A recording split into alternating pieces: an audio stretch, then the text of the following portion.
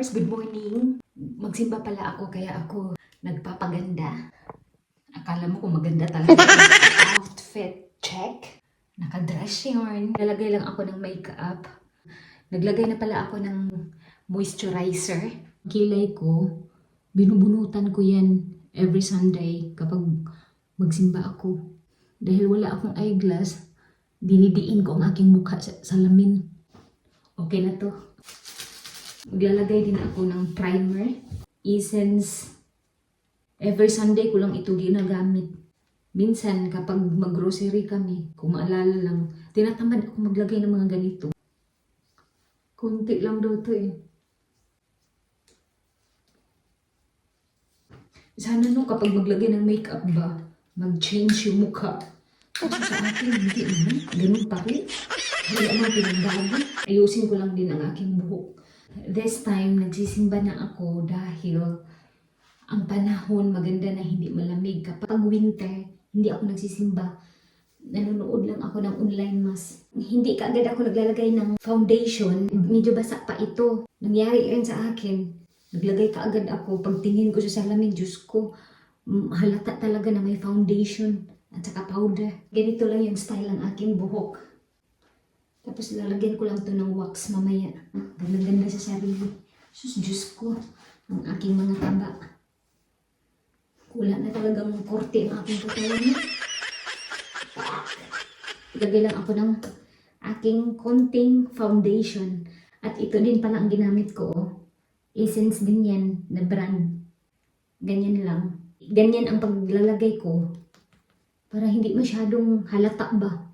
Matakpan lang itong mga milasma ko. Kung gusto ko ng formang kilay, maabutan ako ng 1 oras. Dito sa under eye ko pala, lalagyan ko siya ng Max Factor. Naglalagay ako dito, oh. Para hindi makita yung dark spot. Mahaba-haba pa yung oras ko. Ang hirap kapag walang eyelashes. Uy, yung mascara ko, dito ko to nabili.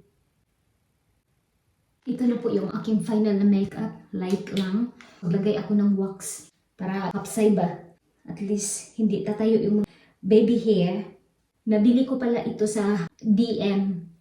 Itong buhok kong frizzy. BB oil yung nilalagay ko. Lagyan ko to ng konting hairspray para mag-steady lang ang style. Itong eyeglasses ang gagamitin ko today.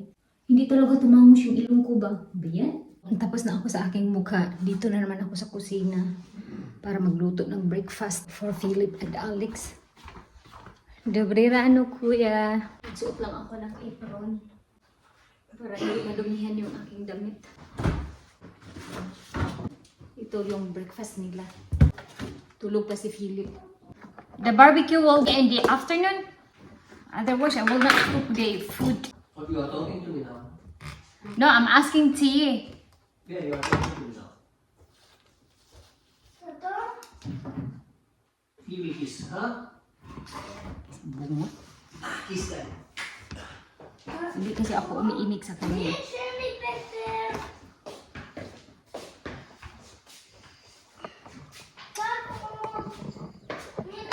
Churupis!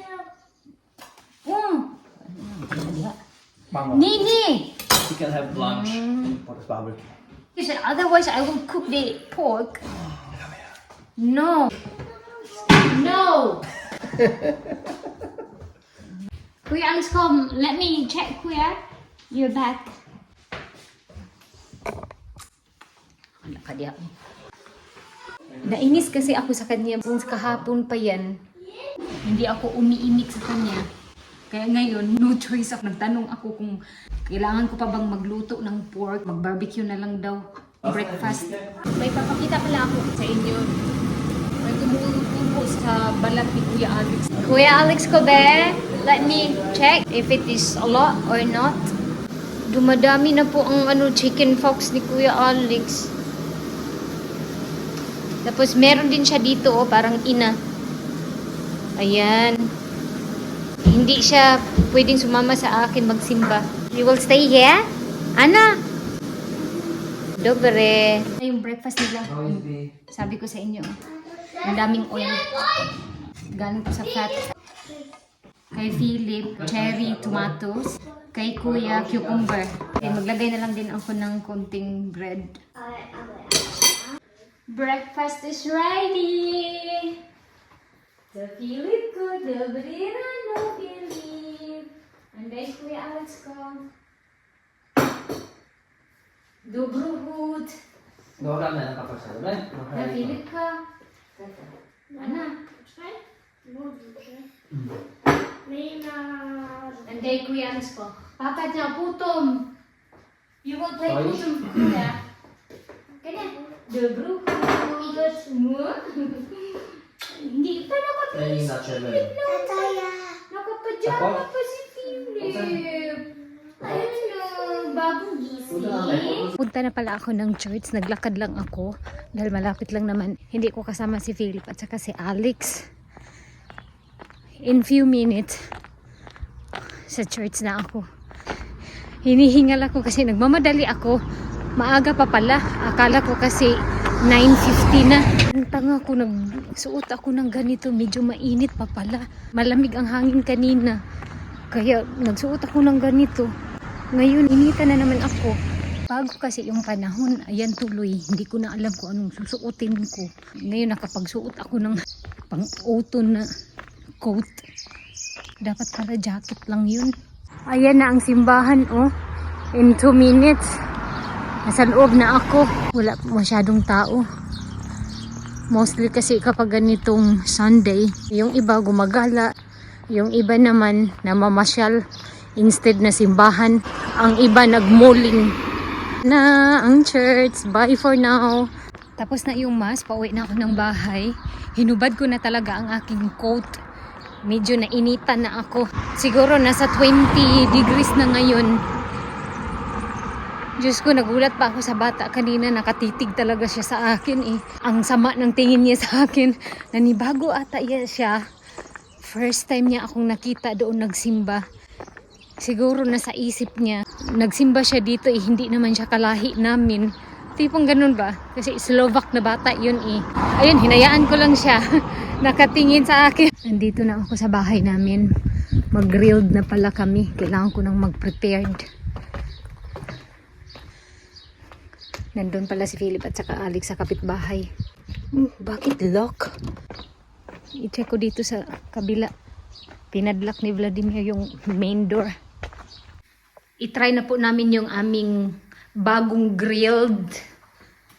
Tapos magbigay lang ako ng sauce. Tignan mo siya, oh, hindi siya marunong kung paano niya gawin yun.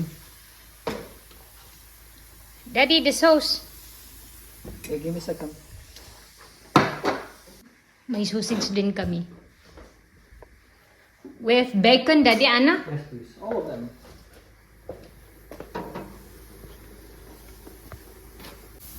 Taran! Ah, this is nice. Devil's Zone. This is James Stone, Daddy, Anna? Yeah. James Stone pala ang brand. At least you put all, Anna? Should be like that. See? Dobre. Para mas masarap ba? Na-try lang namin to kung maganda ba to gamitin. So far, okay naman. Gas pala to, hindi uling.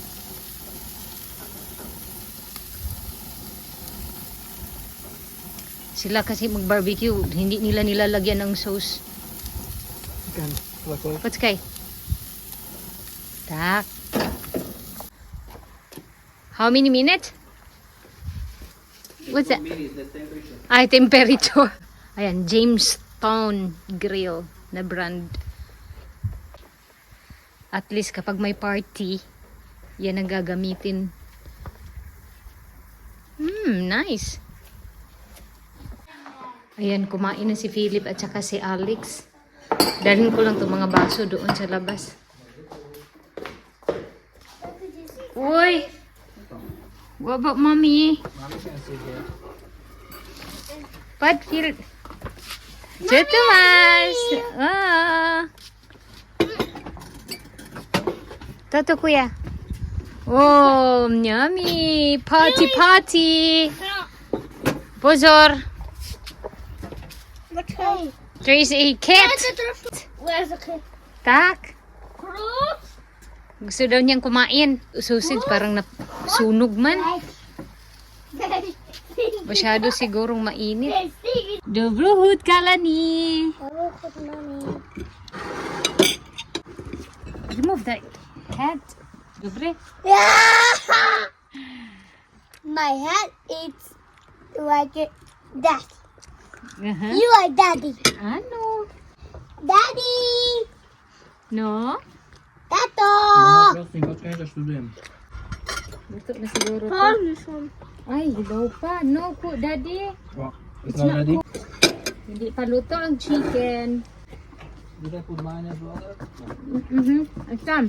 Oh, let me check. Maybe mine is Masarap. What's that?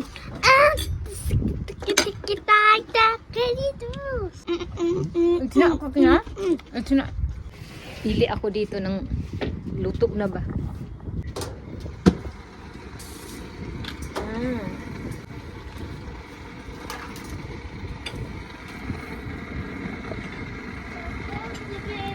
Masyado kasing high ang temperature niya.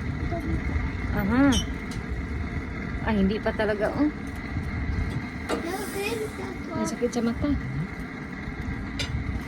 Right. So leave it closed because when you open it, the temperature inside will be colder. Aha. Dobre. Hindi pa ako makakain. Masarap yung lasa ba? Is it nice? Kuya, alas ka. Barbecue time sa hapon kasama ang aking pamilya.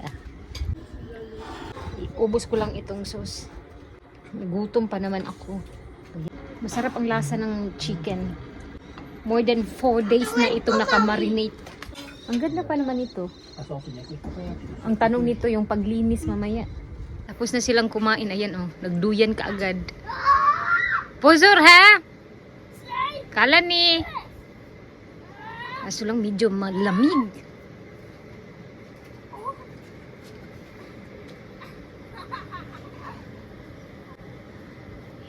Hindi pa luto yung chicken. Pozor! Salad na lang yung kakainin ko. Pangit kapag chicken legs ang i-grilled.